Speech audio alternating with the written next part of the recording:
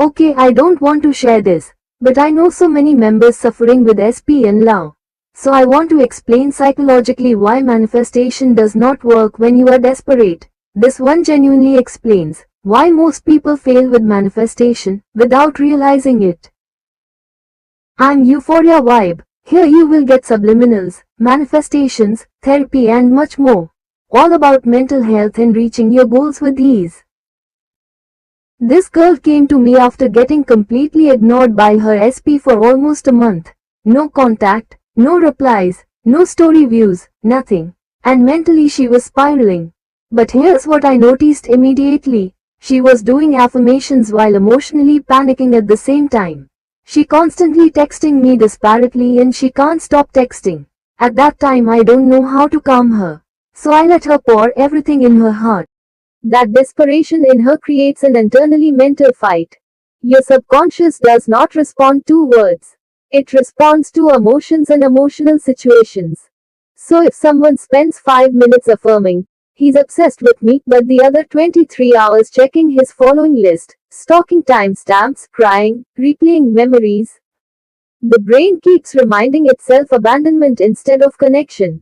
That's why I told her to stop chasing signs completely for 3 days. No tarot, no checking, no sad reposts, no listening to 20 different subliminals every hour. Because psychologically, obsession makes your nervous system in survival mode. And others can feel emotional pressure even without contact. Because energy feels energy, it has frequencies and other people can feel without knowing that. The first technique I used was something called emotional echo method. Very simple but powerful. Instead of forcing thoughts like, he texts me, focused on updating emotional regulation of herself attached. Your brain remembers emotional dependency more than logical events. That's why people randomly recall someone even after months later, like after hearing a song, smelling a perfume, or feeling lonely at night. I think some of you observed. Emotional memory is extremely strong. So every night before sleep, I made her visualize not the reunion of them like clingy, but normal moments after reconciliation. Like how they will talk to each other, how to call each other, lovely moments together. Small scenes, comfortable conversation, inside jokes, all natural not forced. Why? Because the subconscious accepts normal thoughts or situations faster than desperate fantasy. Also on nervous system regulation, because most people don't. When you are constantly anxious, thinking about notifications every minute, overanalyzing everything, their body keeps expecting rejection. And the subconscious attracts what feels familiar emotionally.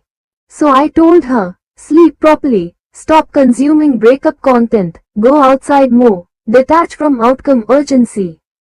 Because emotional stability changes how you think, react, speak, and carry energy overall. That shift matters more than robotic affirmations. Then around day 5 something did happen. He started viewing old stories again. Most people would instantly react emotionally there and ruin the progress. But I told her to stay calm and continue normally. Because movement usually appears quietly first before direct contact. And then on day 7, he texted her himself. Not a dry message, I think. A genuine emotional paragraph saying he couldn't stop thinking about her lately, and wanted to reconnect. Some phrases he texted were almost similar to the emotional scenes she visualized before sleep. Now obviously this isn't mind control, and I'll always be honest about that. You cannot force love, but human psychology is deeply related to emotional memory, familiarity, attachment patterns, and energy perception. Most people try to manifest from fear of losing someone.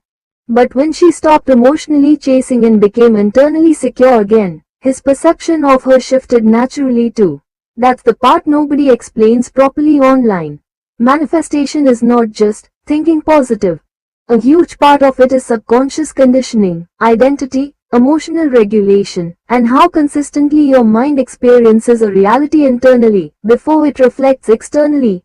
And honestly, once she stopped acting abandoned internally, she started manifesting much faster.